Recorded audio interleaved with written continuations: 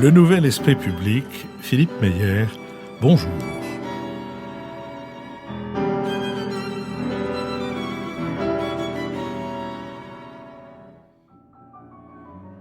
Bonjour, merci de nous avoir rejoints pour ce Nouvel Esprit Public au cours duquel nous allons tenter d'éclairer certains aspects de l'actualité avec Jean-Louis Bourlange, essayiste, Mathias Fekl, ancien ministre et avocat, et Marc-Olivier Padis, directeur des études de la Fondation Terra Nova. Nous sommes partenaires de l'hebdomadaire Le 1, dont le dernier numéro a pour titre « Dire non ». Il est ainsi chapeauté. Pour la première fois dans l'histoire de notre pays, une formation d'extrême droite peut accéder au pouvoir par les urnes. Les scénarios d'une élection inattendue il y a encore un mois, situation à risque que décrypte Le 1 Hebdo. Notre prochain enregistrement public aura lieu le dimanche 8 septembre. Les inscriptions sont ouvertes sur notre site. Vous recevrez, ceux d'entre vous qui le souhaitent et ceux qui se sont déjà abonnés, vous recevrez prochainement une lettre d'information qui fera le point sur les émissions que nous diffuserons pendant cet été, qui seront évidemment assez différentes de celles que nous avons l'habitude de diffuser pendant cette période de vacances. Dans notre série « Si c'est pour la culture », on l'a déjà donné. Nous mettrons en ligne mercredi le premier de 3 entretiens avec Sophie Cazot, journaliste à BFM TV en ligne, chargée de l'observation du grand petit monde des influenceuses et des influenceurs. Qui sont ces 150 000 TikTokers, YouTubeurs et autres nouveaux venus sur la scène d'Internet? Que promeuvent-ils? Comment se rémunèrent-ils? Quelles sont les figures saillantes de leurs univers et le contenu de leurs influences? Toutes nos émissions font l'objet d'un compte-rendu analytique ou compendium auquel vous pouvez vous abonner gratuitement. Vous le recevrez dans votre boîte aux lettres de courriel chaque mercredi. Passons maintenant au premier des deux sujets. Comme vous imaginez, les deux sujets concernent l'un et l'autre les élections législatives. Commençons par leur premier tour et nous continuerons avec les perspectives pour le second qui a lieu après-demain. Au premier tour de législatives anticipées, le Rassemblement national est arrivé dimanche en tête avec 33,15% des voix. Il devance de 5 points l'Alliance des partis de gauche sous l'étiquette du Nouveau Front populaire, 27,99%, et laisse en troisième position la majorité présidentielle à 20,04%. Dans cette bataille, les trois blocs n'abandonnent que 10,23% des voix à la droite des Républicains, UDI et divers droites. 3 semaines après une dissolution surprise et au terme d'une campagne de premier tour hâtive, 66% des électeurs se sont exprimés, soit près de 20 points de plus que lors des précédentes éditions de 2017 et 2022. Cette très forte participation semble avoir profité aux 3 blocs. Le premier tour des élections législatives dessine un entre-deux-tours inédit avec 76 élus dès le premier tour et, avant désistement, seulement 191 duels, 5 quadrangulaires et surtout 305 triangulaires dont nous verrons ce qu'il leur est advenu. Un record alors que seulement 7 triangulaires avaient eu lieu en 2022 et une seule en 2017. La conséquence d'une tripartition de la vie politique française à l'œuvre depuis 2017. En nombre de voix, la progression du parti d'extrême droite passe de 4 millions d'électeurs au premier tour de 2022 à 12 millions 2 ans plus tard, alors que le bloc de gauche en nombre de voix se maintient. Le RN aborde le second tour en tête dans 222 circonscriptions et les candidats LR soutenus par lui dans 38 autres.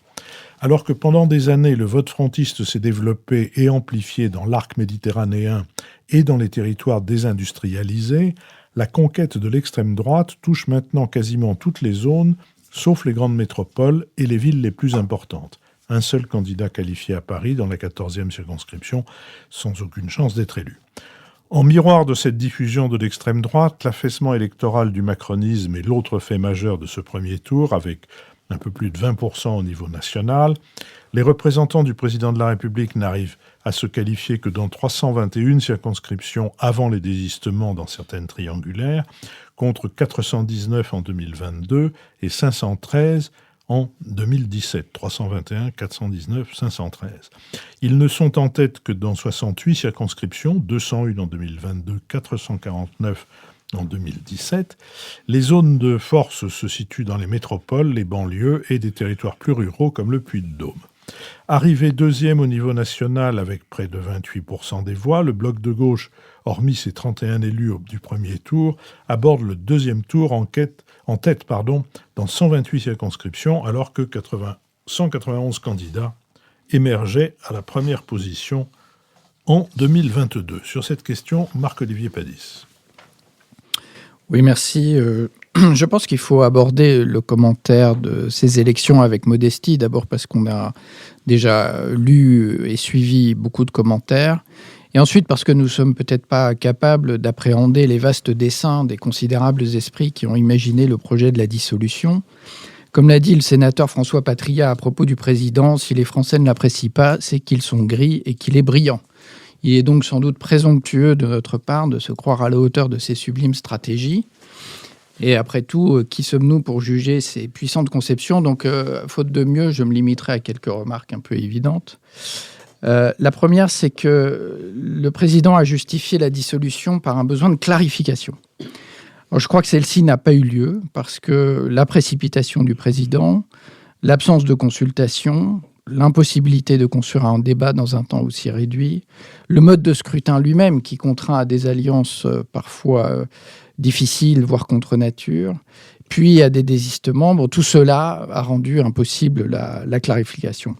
Et de fait, pour la plupart des Français, les 3 semaines écoulées ont été d'abord une période de grande confusion, voire d'angoisse. Je crois que une des choses vraiment nouvelles de la situation politique, c'est que le président de la République, Emmanuel Macron, est devenu un facteur anxiogène de notre vie politique.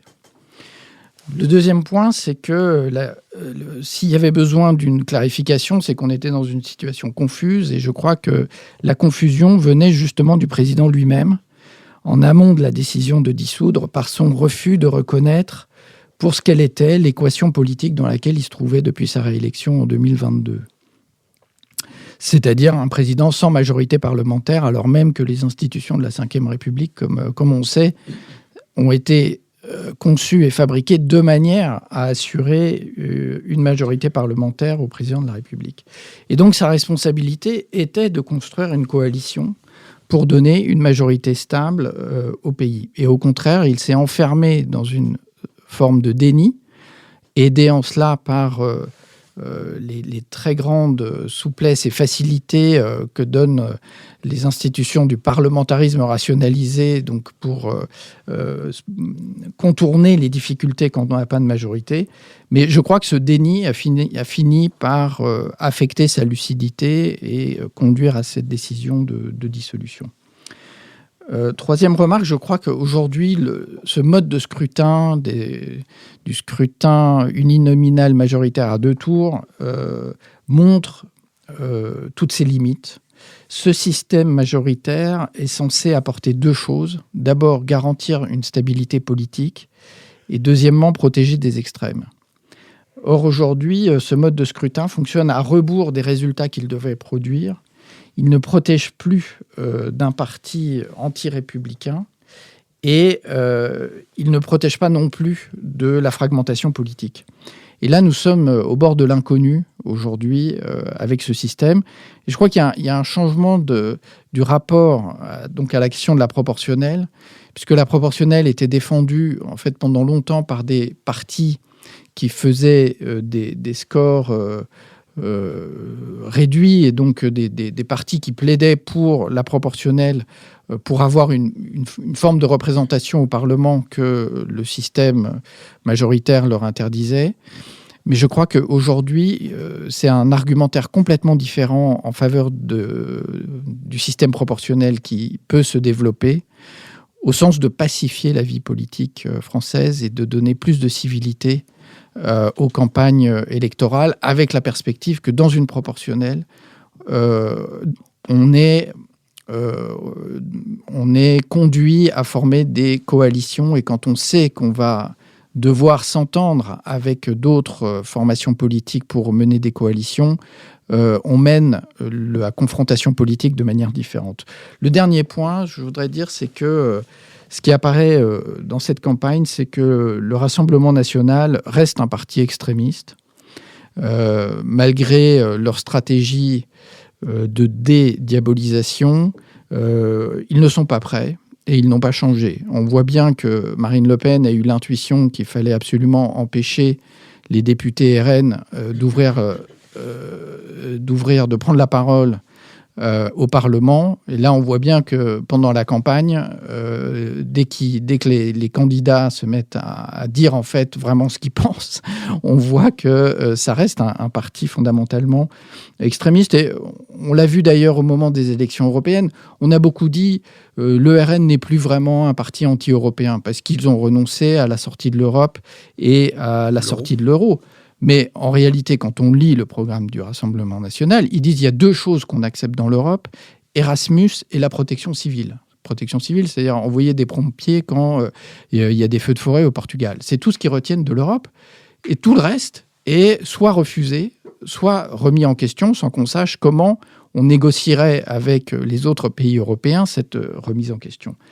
Donc, c'est un parti qui reste extrémiste et dangereux. Et voilà ce que je pouvais dire dans cette première partie. Mathias Fekl. Il me semble que la progression du Rassemblement national vient à la fois de loin et de très près.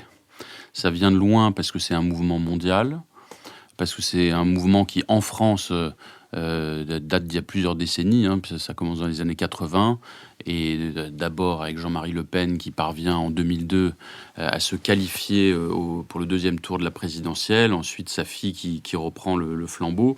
On voit bien qu'il y a un mouvement de fond et un mouvement d'enracinement. Donc il ne s'agit pas de tout mettre sur le dos uniquement des actuels détenteurs du pouvoir. Il n'empêche que la situation nouvelle vient aussi de très près. Elle vient de très près parce que ça fait depuis 2017 que le pays est quand même gouverné de très loin. D'abord, la victoire de 2017 et ce qui suit par une communication outrancière, enfin l'hyper-communication permanente, Jupiter, en veux-tu et en voilà. Ensuite, par un mode de gouvernement extrêmement technocratique, à mon avis le plus technocratique de la Ve République, où toutes les décisions se prennent en réalité par 1, 2, 3 personnes au sommet de l'État, où même le gouvernement est plus un casting qu'une réelle équipe, où l'ensemble des cabinets ministériels sont nommés par l'Élysée et pas par les personnalités politiques qui sont censées exercer le pouvoir. Enfin, il y a quand même quelque chose là-dessus qui a plus encore éloigné le pouvoir qu'il ne l'est déjà dans nos institutions. Et puis, il y a l'absence de campagne en 2022. Absence de campagne pour la présidentielle, avec la guerre en Ukraine. Il y avait des circonstances exogènes aussi qui y ont contribué, mais aussi pour les législatives, avec de la part du président réélu une sorte de refus de campagne là-dessus, qui s'est d'ailleurs payé par l'absence de majorité absolue au Parlement. Donc tout ça fait que c'est progressivement installé, me semble-t-il, au cours des dernières années, l'idée que de toute façon, il n'y avait plus vraiment d'alternance possible, ou alors que s'il y avait une alternance, elle était forcément avec l'extrême droite, qui apparaît à tort ou à raison comme la première force d'opposition du pays. Et quand on installe, ce qui est le cas quand même de la théorie macroniste ou macronienne, l'idée qu'il y a les gentils, raisonnables, pro-européens, réformistes d'un côté, et que tout ce qui est autour est rejeté aux extrêmes, qu'on continue à détruire ce qui restait, qui est déjà relativement faible, je le reconnais volontiers, mais de partis de gouvernement, sans reconstruire rien de sérieux en face, on en arrive à un moment où il y a un risque que l'alternance se fasse avec un parti d'extrême droite, et je partage totalement ce qui a été dit avant sur la réalité aujourd'hui de ce parti-là. Donc à mon avis, les enseignements de ce premier tour sont ceux-là. J'ajoute que, évidemment, ça s'enracine aussi dans ce que vivent beaucoup de Français, un sentiment et souvent une réalité de déclassement. On connaît tout ça, je ne vais pas m'attarder dessus, mais l'éloignement des services publics, les problématiques de déserts médicaux, de logement, de transport qui fonctionnent mal, enfin d'insécurité. Et donc quand vous agglomérez tout ça, on en arrive à la situation actuelle, on verra tout à l'heure les perspectives, mais qui est à la fois un risque de grande violence politique et un risque de blocage institutionnel par ailleurs. Jean-Louis Bourlanges. Oui, je vais partir plutôt du 9 juin. Ce que vient de dire Mathias, et je crois, j'approuve avec des nuances, notamment sur le fonctionnement de la démocratie représentative ces dernières années. Je crois qu'il faut ajouter à cela quelque chose de grave, je ne crois pas au danger unilatéral du Rassemblement national. Je crois qu'il y a un danger, il y a une double menace qui vient à la fois, c'est pour ça que je suis très hostile à la démarche de Front populaire qui a été adoptée par les partis de gauche. Je crois qu'il y a une double menace qui vient de LFI et du Rassemblement national, et qui sont des menaces extraordinairement jumelles. Les partisans de LFI s'indignent qu'on fasse la comparaison avec le Rassemblement national. Elle est pourtant parfaitement justifiée. C'est pas exactement le même programme, notamment ils n'ont pas le même bouc émissaire. Le bouc émissaire des LFI, c'est les sionistes et en fait les juifs, pour une partie d'entre eux, et le bouc émissaire du Rassemblement national sont les immigrés. Mais mis à part cette différence d'ennemi principal, on voit bien que nous sommes en présence d'une tentative extrêmement jumelle de remise en cause des choix fondamentaux qui sont ceux de la France et des États d'Europe occidentale depuis pratiquement l'après-guerre, depuis 1947, quand Ramadier a congédié les députés communistes, 1948, quand Blum a fait ce rapprochement avec les Américains, depuis 1957, quand Guy Mollet, 50, quand les démocrates chrétiens ont poussé au traité CECA, 1957, quand Guy Mollet et les socialistes ont signé le traité de Rome, le maintien, les années 80, quand Mitterrand s'est trouvé absolument solidaire des Américains, des Britanniques et des Allemands pour lutter contre les SS-20 soviétiques, on avait un ensemble libéral au sens politique du terme, social, c'est-à-dire une économie de marché tournée vers la redistribution et l'État-providence, et européen et en même temps une solidarité occidentale qui formait un tout sur lequel nous avons se sont rebâties des sociétés civilisées au lendemain de la Seconde Guerre mondiale, et ces deux choix, ces deux grandes lignes sont simultanément mises en cause par les deux forces, le RN d'un côté et LFI. Donc je crois qu'il y a vraiment un danger extrêmement grave, et c'est pourquoi il ne suffit pas de dire que les Français ont voté à 33% pour le Rassemblement national, il faut voir aussi qu'ils ont voté pour une partie importante pour LFI, qui a fait d'ailleurs un assez bon score aux élections européennes. Donc on est en présence vraiment d'une bonne moitié des citoyens français qui sont, sans en être toujours conscients, parce que le débat est nul, qui sont dans cette affaire-là. Alors, ce qui me frappe, c'est premièrement qu'au soir du 9 juin, il y a potentiellement trois forces de niveau identique. En réalité, on voit bien, il suffit de Hayet et Glucksmann. Glucksmann a fait une campagne de dissidence par rapport à Mélenchon, par rapport à LFI. Hayet, un peu maladroitement, mais très justement, a dit « Glucksmann et nous sommes très proches ». On a donc un bloc de 14% chacun, ça fait à peu près 28-30, qui forme cette majorité attachée libérale sociale européenne dont j'ai parlé, et le Rassemblement national à droite, avec également cette incertitude du côté LR, avec entre Ciotti, Larcher, Bellamy au milieu, enfin tout ça. Bon, on a donc trois blocs. Et ce qui me paraît frappant, et c'est très grave, c'est que les acteurs politiques, au soir du 9 juin, agissent comme des cochons. Vraiment agissent très mal. Le président de la République fait un choix totalement irrationnel et téméraire. L'erreur, elle est précise. C'est de demander au suffrage universel, de faire appel du suffrage universel contre le suffrage universel. On ne peut pas demander à des gens qui viennent de voter dans un sens, de voter 3 semaines plus tard dans un sens contraire. Quand on annule des élections, sauf si le gars qu'on annule a vraiment triché comme c'est pas possible, il est constant que les électeurs réélisent celui qui a été annulé avec une majorité supérieure. Donc, c'était véritablement une contre-manœuvre évidente que de dire aux Français, écoutez, moi, Macron, je suis génial et vous êtes un peu tordu, un peu idiot, donc je vous donne une chance de vous rattraper. C'est pas comme ça qu'on parle au peuple français, c'est évident. À gauche, je crois que Glucksmann a vraiment raté une occasion historique. Il a fait campagne contre Mélenchon, contre LFI, sur une exigence très forte de solidarité européenne et notamment de solidarité avec l'Ukraine contre la Russie. Et il s'effondre.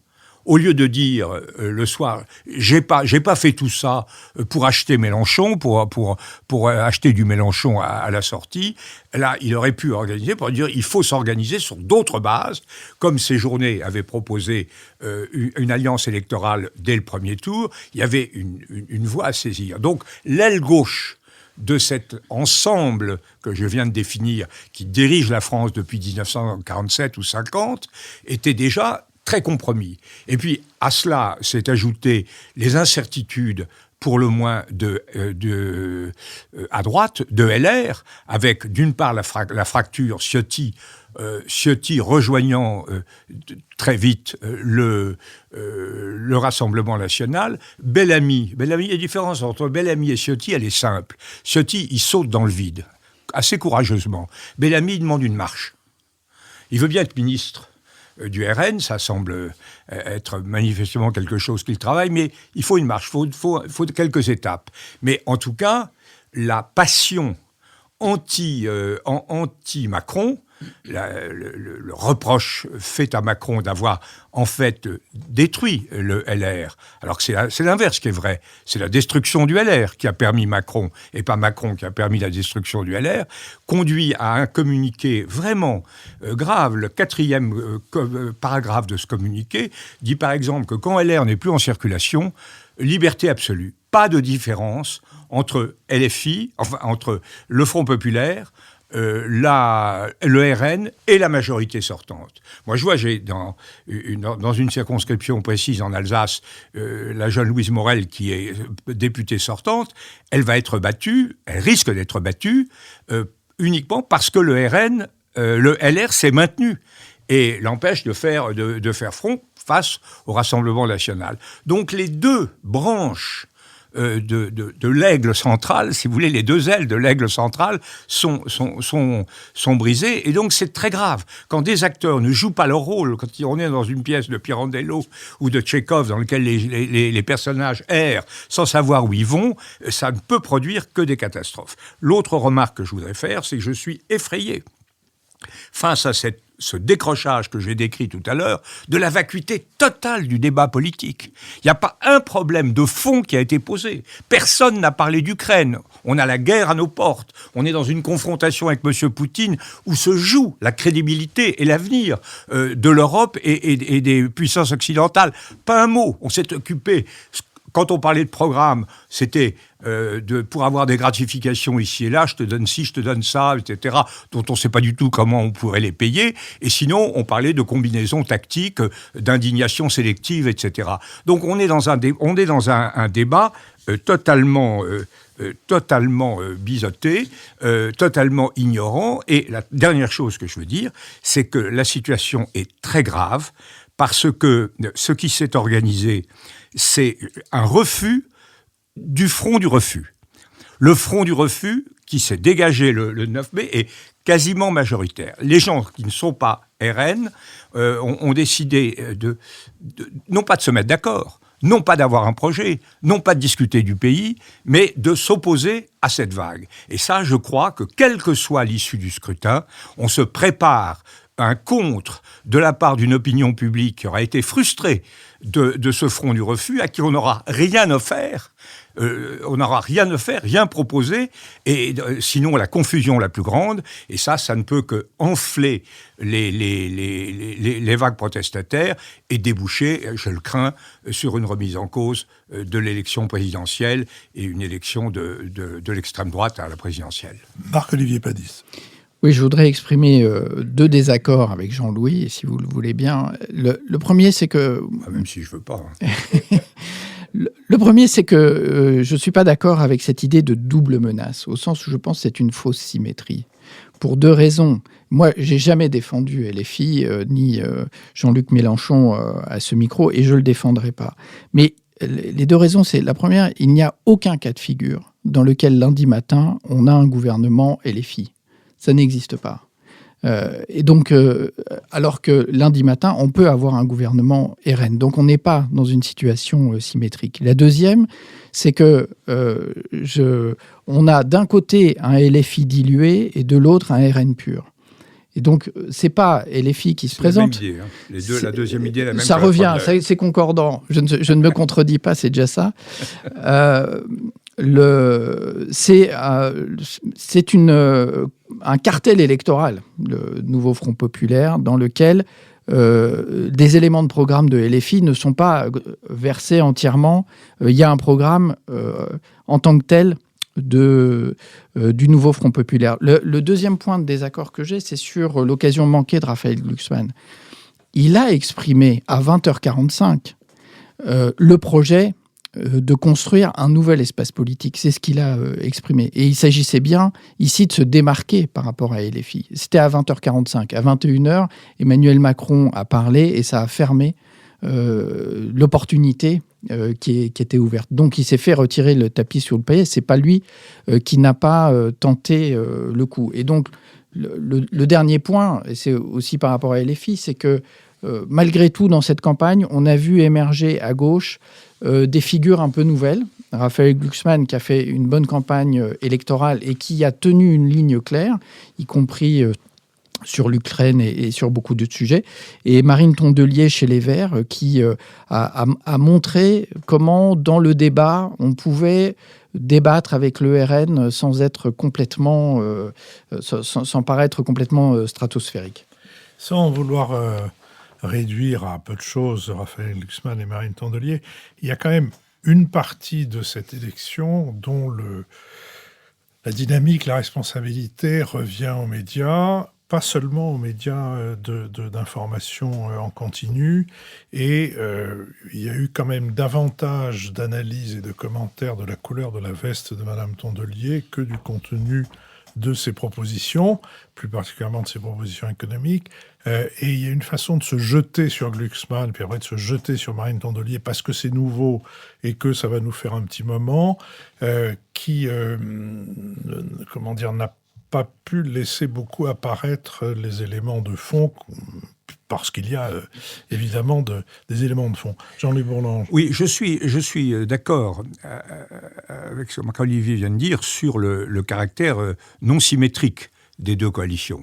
Il y a d'un côté un parti homogène, très centralisé, tenu par Marine Le Pen et Bardella, et de l'autre une coalition. Je crois que personnellement, j'en tiens tout à fait compte, parce que la ligne que nous nous sommes donnée, c'est une ligne de refus du LFI et du RN, et cas par cas, selon le degré de compromission avec les éléments LFI, cas par cas sur les candidats socialistes. Il reste que la mainmise, et ça vaut pour Glucksmann, la mainmise par le LFI, avec l'appui d'Olivier Faure, la mainmise sur le Front populaire, avec des arbitrages en termes de sièges massivement favorables à LFI, avec un programme qui est complètement irréaliste et dingue. Le fait qu'on ne dise même pas que le Hamas est terroriste, on le qualifie de parti théocratique, on se fout de la gueule du monde. Les morts du 7 octobre ont appris qu'ils étaient victimes d'un parti théocratique. Pas d'un parti les partis théocratiques, ça existe, hein, mais c'est vraiment se fiche du monde. Donc on a le programme économique est complètement givré. C'est un programme de décrochage. Les positions sur l'Ukraine de LFI sont nettes. Moi, j'ai assisté à la venue de Zelensky. C'est le dernier acte politique politique auquel j'ai participé à l'Assemblée nationale, boycott complet de l'avenue de Zelensky par LFI, pas par les socialistes, j'en conviens volontiers. Or, le LFI a pris une part très importante dans ce débat. Et c'est là où je trouve que Glucksmann a manqué totalement de courage. Sa déclaration précédente, je l'ai entendue. Moi, j'ai eu l'impression qu'il parlait jusqu'à ce qu'il trouve quelque chose à dire. C'est-à-dire qu'il disait, c'était une espèce de déclaration onirique sur une gauche qui pourrait se développer, on ne savait pas comment, il n'avait manifestement pas de projet. Le président de la République a parlé et aussitôt, le représentant de la gauche est devenu Olivier Faure.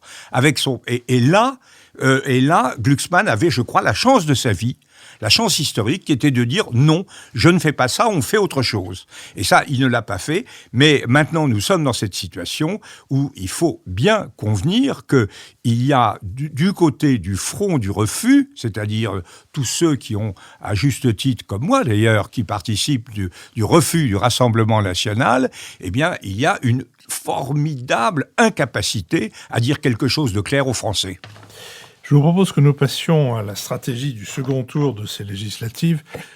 La domination électorale du Rassemblement national et de ses alliés ciotistes au premier tour a conduit l'Alliance de la gauche et la coalition présidentielle à dicter un mot d'ordre commun pour la dernière ligne droite de la campagne, faire barrage à l'extrême droite.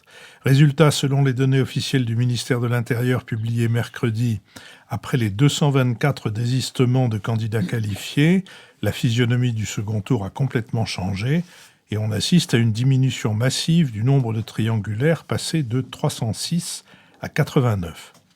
127 candidats investis par le nouveau Front populaire ou la gauche se sont désistés dans des circonscriptions où le Rassemblement national aurait été en mesure de s'imposer face à plusieurs adversaires, selon l'AFP.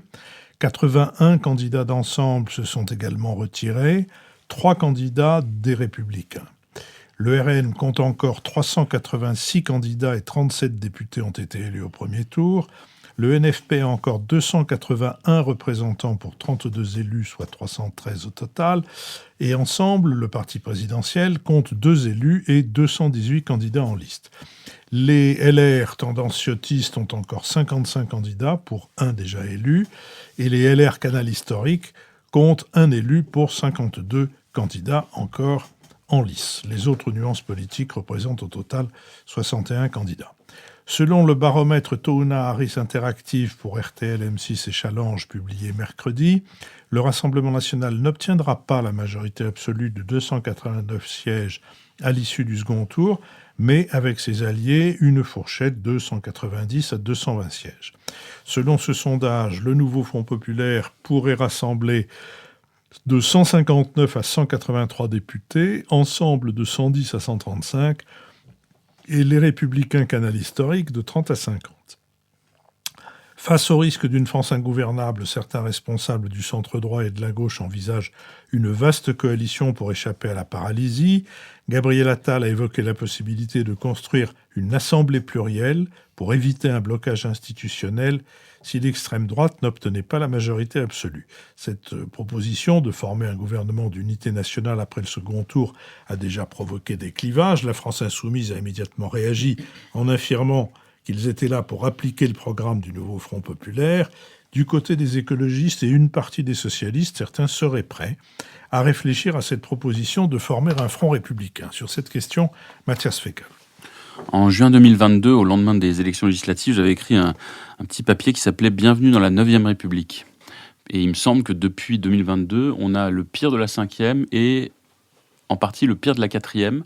Et il me semble que l'enjeu, donc 5 plus 4, 9, tout le monde l'aura compris, nous allons rester dans cette marche vers la crise de régime après les élections de dimanche. Alors, qu'est-ce qui reste de la 5e aujourd'hui ? J'en sais rien. Jupiter est quand même bien abîmé et s'est transformé en Icare. Les ailes me semblent assez largement entamées. Et je le dis sans aucun plaisir parce que il me semble que l'affaiblissement inédit de la figure présidentielle et du pouvoir présidentiel aujourd'hui sont quand même une partie importante du problème et vont compliquer la donne. Et puis le Parlement, alors on va voir ce que donnent les résultats. La majorité absolue au RN est encore possible. Et il ne faut pas en sous-estimer le risque, même si les dernières enquêtes semblent plutôt laisser s'éloigner ce risque-là. Le deuxième scénario, c'est l'Assemblée ingouvernable, avec les trois blocs, et effectivement des extrêmes qui, y compris à gauche, ont quand même des projets extrêmement destructeurs de ce qui fonde notre République aujourd'hui. Alors, il me semble qu'il faut poser des critères. En matière de... Je parle sous contrôle de Jean-Louis Bourlange, mais en matière de politique étrangère et de défense, il y a un exercice qui s'appelle le livre blanc. On fait un diagnostic des menaces et on essaye ensuite de les hiérarchiser et d'adapter les décisions et les actions en conséquence. Il faut faire la même chose en politique aujourd'hui. La première menace, c'est le risque d'une majorité absolue RN, et il faut l'éviter à tout prix. Ça me semble absolument déterminant, parce que l'arrivée au pouvoir du RN, c'est la fin de l'Union européenne telle qu'on la connaît, c'est la fin du moteur franco-allemand pour faire avancer les choses, c'est une allégeance à la Russie, et c'est en interne la destruction totale du lien social entre les Français, et aussi entre les Français et les étrangers. C'est toutes les vieilles pulsions qui ressortent. Et tous ceux qui pensent que le RN les protégera de quelque manière que ce soit ont tort, parce que quels que soient les discours officiels ou ici ou là les décisions, l'ambiance créée dans le pays et la libération de la parole raciste et aussi antisémite que créerait, à mon sens, une accession du RN au pouvoir ne doivent absolument pas être sous-estimés. Donc ça, c'est la première menace. Alors la deuxième menace, c'est ensuite la crise de régime et le désordre permanent à l'Assemblée nationale. Un désordre attisé aussi par l'extrême gauche. Un antisémitisme attisé en permanence par une partie de l'extrême gauche. Et il faut être tout aussi intransigeant avec cette menace-là qu'avec la menace Rassemblement national. Là-dessus, je crois qu'il faut aucune tendresse, aucune indulgence, aucun égard pour des gens qui se comportent pas en républicains et qui sont destructeurs de tout ce à quoi nous croyons. Alors moi, il y a 5 critères, me semble-t-il, qui sont importants aujourd'hui pour distinguer ce qui est respectable et ce qui ne l'est pas. Parce que toutes les idées ne se valent pas. Et c'est pas parce que beaucoup de gens ont telle ou telle idée qu'elle est tout d'un coup valable. Le premier, c'est le positionnement à l'égard de la démocratie, du débat public. Est-ce qu'il y a un ethos démocratique, une culture démocratique, une manière de respecter l'adversaire, de répondre à ses idées et pas de détruire en permanence sa personne? La deuxième, c'est l'attachement à la construction européenne, qui reste indispensable plus que jamais, et dans un monde aussi dangereux que celui d'aujourd'hui, vouloir se passer d'Europe est une folie. Le troisième critère, c'est l'attitude à l'égard de la Russie. Ce qui se joue en Ukraine est essentiel, y compris pour notre propre état de droit et pour nos propres valeurs. Le quatrième point, c'est l'attachement à la République et à la laïcité. Et là-dessus, les accommodements sont nécessairement coupables. Et le cinquième, c'est quand même l'attachement à une forme ou à une autre d'économie sociale et écologique de marché. Plus ou moins régulée, plus ou moins fiscalisée, plus ou moins... Mais enfin... quelque chose qui respecte et la liberté d'entreprendre et puis, une fois les richesses créées, leur juste redistribution. Et à mon avis, c'est sur ces critères-là qu'on peut ou pas essayer de construire quelque chose. Que ce soit une coalition, moi je crains quand même que ce soit du rafistolage et du bricolage qui ne fasse qu'encore renforcer les extrêmes, soit ensuite, à nouveau, des projets de gouvernement pour la suite, à gauche comme à droite, pour qu'on rentre à nouveau dans une compétition substantielle, raisonnable, organisée, respectueuse, qui seule est en mesure de mener notre pays vers l'avant. Marc-Olivier Badis. Oui, je crois que nous sommes vraiment au bord de l'inconnu. Et nous allons faire un pas en avant. Et nous allons faire un grand pas en avant. Et vers un pas en avant, potentiellement vers un blocage institutionnel qui lui-même peut mener à une crise de régime. Puisque la pression de l'extrême droite, si l'extrême droite n'a pas une majorité au Parlement, la pression de l'extrême droite se dirigera contre le président et pour le pousser à la démission.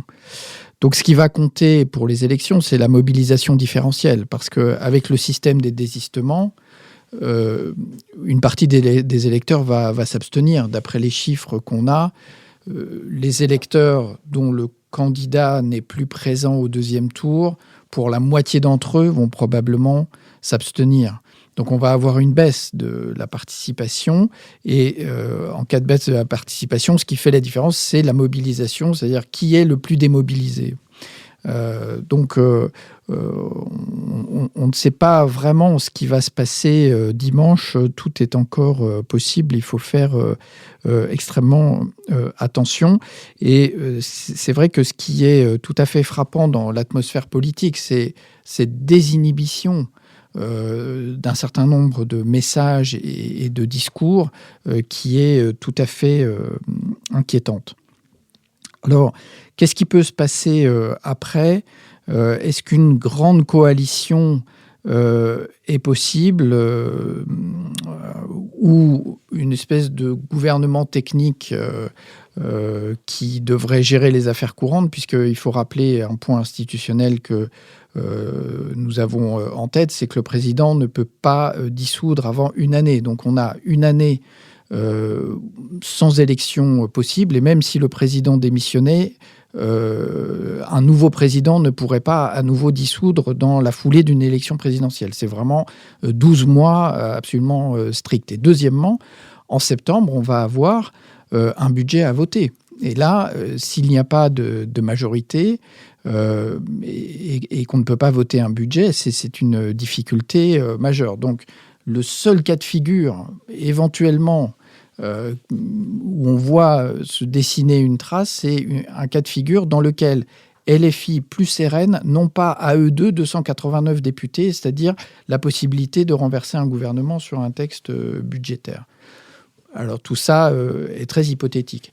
Moi, je me demande, d'une façon un peu iconoclaste, la France, on est un pays suradministré, je crois qu'on est aussi un peu surgouverné, surtout avec un président de la République qui veut tous les 4 matins nous lancer dans des nouveaux projets. Je me demande, est-ce qu'on a besoin d'être tant gouverné ? Est-ce qu'on ne peut pas avoir un moment d'apaisement, de pacification, où on mettrait plutôt en avant un art de gouverner différent, mettant plus en scène le dialogue, la négociation, la concertation, les compromis, comme ça se fait dans une démocratie mûre et responsable. Donc il y a beaucoup d'interrogations sur ces élections, et puis aussi quel est le message que va porter l'extrême droite s'ils veulent, disons, encourager leurs électeurs dans le sentiment que l'élection a été volée à cause de ce système des triangulaires, des désistements et du fait que l'élan du premier tour ne se retrouve pas au deuxième tour et qu'eux-mêmes vont probablement faire un refus d'obstacle puisqu'ils ont annoncé qu'ils ne gouverneraient qu'en cas de majorité absolue, mais ils vont déguiser ce refus d'obstacle en accusation de tour de passe-passe et de tambouille institutionnelle. Donc on va vers des moments assez compliqués, me semble-t-il. Je ne sais pas si vous avez lu l'article de notre camarade Richard Verly, qui n'a pas pu, sa rédaction a empêché de venir avec nous aujourd'hui, sur l'hypothèse que la suite soit la réplique de ce qui était arrivé aux Belges.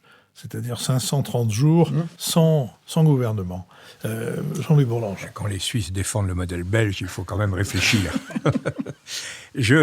Moi, je suis d'accord avec les deux intervenants précédents. Je crois que Mathias a défini les 5 conditions. C'est exactement symétrique de l'observation que j'avais faite au début sur la rupture.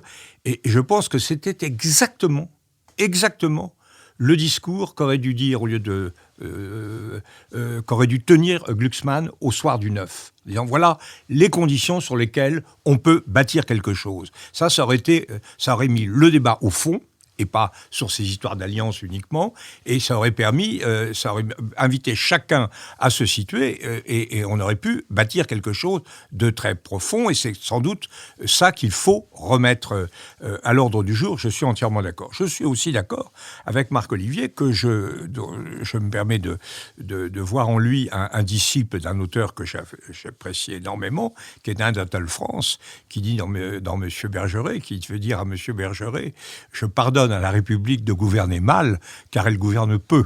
Donc, quand on n'est pas capable de bien gouverner, ce qui semble être le cas, au moins, d'abord, ne pas nuire, comme disent les médecins. Et donc, je pense que c'est vrai. Moi, je crois les deux dangers qui ont été signalés par Mathias, j'y souscris pleinement. Mais je crois que maintenant, on est lundi, on est vendredi, mais on est lundi, et les carottes seront cuites, en tout cas les dés auront été jetés. Il faudrait voir, on a deux hypothèses. L'hypothèse que tout le monde dément actuellement, que le RN fasse avec ses alliés, avec Ciotti et un petit peu de Bellamy ou quelque chose qui lui ressemblerait, arrive à avoir une majorité. On voit bien que cette perspective fait peur à Bardella. Il multiplie les mises en garde en disant « je n'accepterai le pouvoir que si j'ai une majorité ». Et on peut penser que si le président de la République, qui sera bien obligé de faire appel à lui s'il est dans cette situation, comme le proposant le poste de Premier ministre, celui-ci dira probablement « j'accepte ». Je pose la question de confiance au Parlement, 49.1, le fameux appel au 49.1. Si je n'ai pas la confiance, ne comptez pas sur moi. Mais il pourra difficilement se dérober sans avoir la vérification parlementaire préalable. À ce moment-là, on sera dans une situation qui sera très curieuse, avec des menaces, des risques très forts d'affrontement, que Mathias a évoqué, qui me paraissent tout à fait justes, un programme inexistant de la part du Rassemblement national, parce que même sur l'immigration, c'était le sujet porteur, il ne propose que des trucs symboliques, les binationaux, etc., des trucs horribles d'ailleurs, mais des choses symboliques. Le droit du sol, je leur souhaite bien du plaisir, comme dirait le général de Gaulle, je souhaite bien du plaisir à celui qui veut remettre en cause le droit du sol, qui est quand même le droit de la République et le droit de l'Ancien Régime. L'Ancien Régime, il fallait 2 générations. Hein, c'était le droit du grand-père. Il fallait que le grand-père et le père soient, que votre père et vous-même, vous soyez nés sur le sol. Bon. On vivait moins longtemps. Comment ? On vivait moins longtemps. Oui, mais enfin, c'est quand même c'est constitutif de l'identité française. La France est un territoire très bien formé, pentagonal puis hexagonal, qui accueille des gens et qui accueille des binationaux quand même assez remarquables. Le cardinal de Mazarin, binational franco-italien, et l'homme qui a institué l'hégémonie française sur l'Europe pendant 1 siècle et demi. Ça mérite bien quand même un peu de considération. Donc, tout leur programme est bidon. Le pouvoir d'achat, c'est totalement bidon. L'idée que l'État puisse dispenser du pouvoir d'achat, l'État peut réduire des inégalités si elles sont jugées excessives, redistribuer davantage. Je crois qu'on est déjà très, très redistributif. On est peut-être le pays le plus redistributif du monde, avec peut-être la Suède. Donc, on va pas... Mais en revanche, il ne peut pas créer de richesse. La richesse, c'est l'investissement, la croissance, les gains de productivité, ce que font les Suisses, ce que font ça pour Richard Verlier, bien sûr, ce que font les Américains, etc. Là, on n'y est pas du tout. Donc, il n'a pas de programme. Il ne sait pas...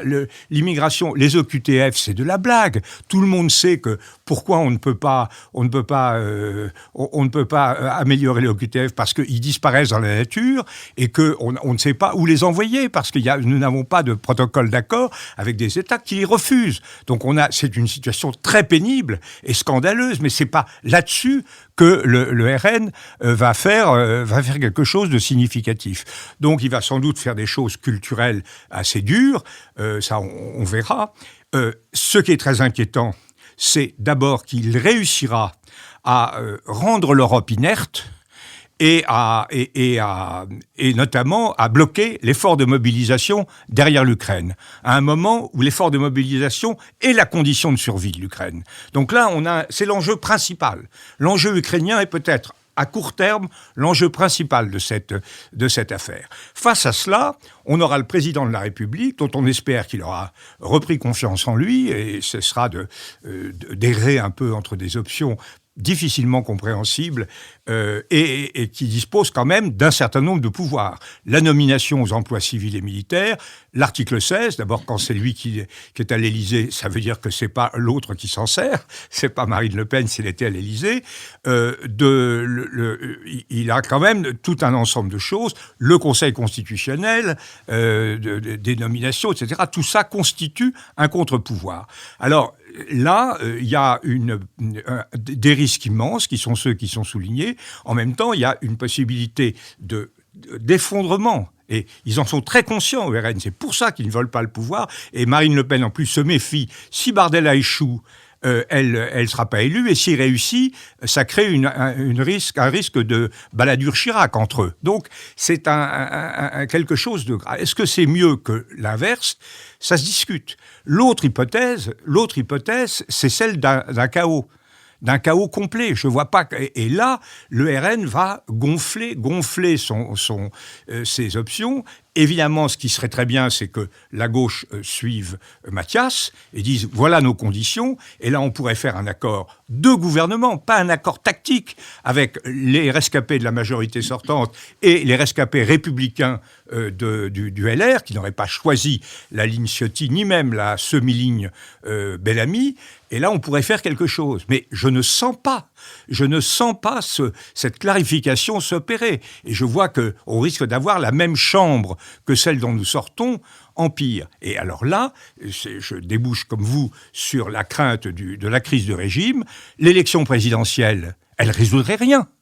Puisque le problème est à l'Assemblée nationale. On aurait toujours le même problème, l'impossibilité, comme l'a dit Marc Olivier, de dissoudre. On serait donc dans une situation analogue. Et institutionnellement, là, le blocage, c'est en réalité, quand on y réfléchit, c'est la réforme de 62. La constitution de la Ve République de 58 est globalement très bonne. Absolument. Mais la modification de 62, séduisante.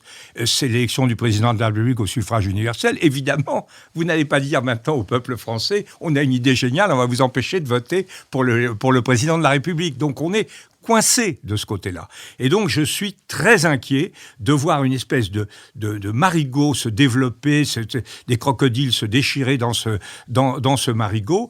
La seule chose à laquelle il faudrait réfléchir, mais c'est une remarque tout à fait annexe par rapport à l'ampleur de la crise, je crois qu'il faut aller vers la proportionnelle. Il faut aller vers la proportionnelle, d'abord parce qu'elle permet aux Français d'être représentés de façon beaucoup plus équitable, beaucoup plus juste, et surtout parce qu'elle libère les forces pour appliquer le programme Mathias, si je puis dire, c'est-à-dire respecter les 5 conditions. Il faut que les socialistes, les radicaux, la gauche humaniste et les coups des franges par rapport à LFI. Et il faut également qu'à droite, on soit libéré de la pression du RN. Et alors vous me direz, mais on ne va pas réformer le scrutin après l'élection. Si, parce que réformer le scrutin, c'est déjà dans la tête des députés, ils vont réfléchir à ce que sera le futur scrutin, et donc ils seront libérés. Mais c'est un élément très, très, très partiel, et je crains effectivement des orages extrêmement graves sur un fond de violence, car n'oublions pas que l'opinion publique est chauffée à blanc. Derrière la mobilisation aux élections, il y a aussi un agacement, une frustration, une indignation qui ne demande qu'à s'exprimer. Je crains beaucoup le développement des violences. En plus du programme Mathias, un journaliste a proposé que notre camarade David Jayes soit Premier ministre. Donc, comme on disait du temps de son Excellence Eugène Rougon, il va pleuvoir des bureaux de tabac. Un mot quand même, un dernier mot peut-être, sur la manière dont le Front du Refus a cherché à renvoyer le Rassemblement national au fascisme et au nazisme, qui, je crois avoir déjà souligné la semaine dernière à quel point je pensais que c'était une erreur, mais c'est à Orban qu'il faut penser, c'est au frère Kaczynski qu'il faut penser. C'est l'illibéralisme, et c'est la manière dont ces deux figures, l'une hongroise, ces 3 figures, puisque les jumeaux Kaczynski, à Trump hongroise et à Trump aussi, la manière dont ont été vidées les institutions progressivement, dont les libertés ont été progressivement, non pas abolies, mais vidées jusqu'à n'avoir plus de contenu. Sur ces paroles pleines d'espoir, je vous propose que nous passions à notre dernière séquence, la séquence des brèves que je vais introduire. Je pense, je n'ai pas dû manquer beaucoup d'articles de Philippe Garnier, journaliste qui parlait de cinéma beaucoup, de rock'n'roll éventuellement, ni d'ailleurs ses traductions de John Fante ou de Bukowski. Car si j'en avais manqué une, Bertrand Tavernier, qui avait pour lui de l'affection et de l'admiration, me l'aurait signalé comme il le faisait très fréquemment. Et Philippe Garnier publie un livre aux éditions de l'Olivier qui s'intitule 9 mois. 9 mois, c'est la distance qui a séparé le diagnostic du cancer de l'estomac de sa femme, Elisabeth, et de sa mort. Et je commenterai, je pense que c'est un livre dans lequel il faut rentrer très poliment et dont on sort avec un besoin d'un long moment de silence. Je le commenterai avec 3 citations. L'une de Philippe Garnier lui-même. J'écris ce livre non pour me faire pardonner, ni pour la faire revivre, mais plutôt comme un tribut à la femme dont j'ai toujours cru tout savoir et qui m'a surpris jusqu'au bout.